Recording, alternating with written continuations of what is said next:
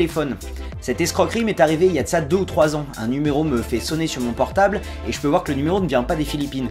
Le truc c'est que le numéro ne venait ni de France ni de nulle part d'autre où j'ai des connaissances. Donc j'ai fait quand même quelques petites recherches sur le net et j'ai finalement découvert que c'était en fait une escroquerie connue. Voilà comment ça se passe. Quelqu'un vous fait sonner sur votre portable, c'est-à-dire qu'il fait un appel sans vous laisser le temps de décrocher. Vous voyez que quelqu'un vous a fait un appel manqué, donc vous rappelez. Donc à ce moment-là, certaines personnes à qui c'est arrivé reportent que la personne au bout du fil leur annonçait qu'elles avaient gagné un prix ou une grosse somme d'argent. D'autres reportent tomber sur un message préenregistré leur disant que leur carte de crédit avait été utilisée à des fins frauduleuses.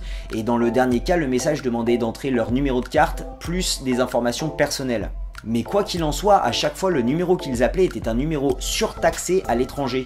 Et même si vous ne croyez pas un mot de l'histoire de la personne ou du message au bout du fil, vous risquez d'avoir une grosse surprise quand vous recevrez votre facture de téléphone. Pour éviter cette escroquerie, si un numéro que vous ne connaissez pas vous appelle de l'étranger alors que vous ne connaissez personne dans ce pays et raccroche immédiatement, ne le rappelez pas. Numéro 4, une escroquerie en changeant de l'argent. Cette escroquerie est quasi indétectable et cible les caissières et caissiers du monde entier, mais peut s'appliquer à tout particulier. Cette technique est très subtile et utilise la limitation de notre attention et de notre mémoire de travail pour marcher. On va regarder ça directement. Ok César, je vais te demander de m'aider, j'ai besoin de gros billets, j'ai de la monnaie s'il te plaît, si tu... Bah t'as 500 là je crois, hop, je te prends 500, tiens, recompte ça s'il te plaît. Voir si elle a... Ah, je t'ai donné trop. Voilà, attends, je reprends le 500, je te remercie. Tac. Je te remets 100 de plus, ça fait 500. Et attends, tu sais quoi, vu que t'as des 1000, je te remets 500, hop, et je te reprends un 1000. Ok, bah voilà, je te remercie. Étant donné que la situation n'est pas vraiment claire, tout a l'air d'être une transaction normale, mais je viens juste de lui voler 500 pesos. Ce qui se passe, c'est que je commence par une première transaction. Je lui demande un gros billet contre de la monnaie. Donc je prends un gros billet d'une main et je lui donne la monnaie de l'autre en lui demandant de compter.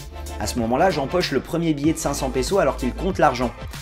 Alors qu'il compte, il va voir que je lui ai donné trop d'argent et veut me rendre l'excédent. Et c'est là que tout se passe. Au lieu de changer simplement le billet, je commence une deuxième transaction sans avoir fini la première. Je complète alors pour le premier 500 qu'il m'a déjà donné et lui donne 500 de plus en lui demandant 1000. Pour éviter cette escroquerie, assurez-vous de compléter chaque transaction avant d'en commencer une nouvelle. Et faites attention si la personne en face de vous vous demande plusieurs choses à la fois. Numéro 3, le melon drop. Donc c'est marrant, j'avais déjà trouvé stop il y a de ça quelques semaines et pourtant je me suis quand même fait avoir avec cette escroquerie il y a 3 jours. Bon, donc c'était la première fois que ça m'arrivait personnellement mais je connaissais quand même déjà le concept, ça reste la loose. Donc voilà le concept, vous marchez dans la rue, quelqu'un vous rentre dedans et fait tomber quelque chose. Cette chose peut varier selon les cas, ça peut être un paquet emballé par exemple, comme un cadeau. Si ça s'appelle le melon drop, c'est qu'à l'origine cette arnaque se faisait avec une pastèque qui s'éclatait par terre. L'idée justement c'est qu'une fois que l'objet tombe, il deviendra irrécupérable. Ce qui m'est arrivé il y a 3 jours est légèrement différent mais le principe reste le même. Le mec qui m'est rentré dedans a fait tomber de la bouffe et m'a dit que c'était le repas de sa famille, ce qui aux Philippines est complètement plausible. Donc une fois que la situation est mise en place, la personne va tout faire pour vous mettre mal à l'aise. Il peut se mettre à parler fort dans la rue et à prendre les gens à témoin. Bref, l'idée est que vous vous sentiez coupable et que vous finissiez par lui donner un billet pour compenser sa perte. Personnellement, j'étais pressé et je devais prendre un autre bus rapidement, donc quand j'ai vu ça, je lui ai donné de quoi racheter son repas, mais un mec qui avait vu la scène m'a rattrapé et m'a conseillé de ne plus jamais donner d'argent si la situation se reproduisait. C'est seulement à ce moment-là que j'ai réalisé que c'était un scam, et en plus un scam que je connaissais déjà.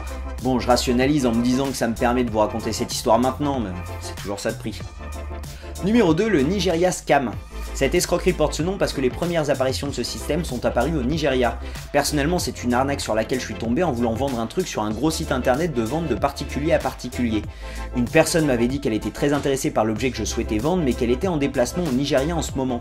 Cette personne m'a dit qu'elle voulait m'envoyer l'argent via Western Union mais que la loi nigérienne demandait à ce que le receveur envoie une partie de la somme avant. Donc personnellement, quand j'essaye de vendre quelque chose et qu'on me demande d'envoyer des thunes, je trouve ça bizarre, donc je me suis renseigné et voilà ce que j'ai trouvé. Cette escroquerie est assez vieille et se faisait même par courrier il y a de ça des dizaines d'années. Le système de base est le suivant. On vous contacte pour vous dire que vous avez soit gagné quelque chose, soit qu'on vous doit une grosse somme d'argent ou toute autre chose pour vous appâter. Si vous répondez au message, la personne vous demandera alors d'envoyer de l'argent pour une raison ou pour une autre. Ça peut être des frais de notaire, ça peut être pour des taxes obligatoires ou n'importe quoi d'autre.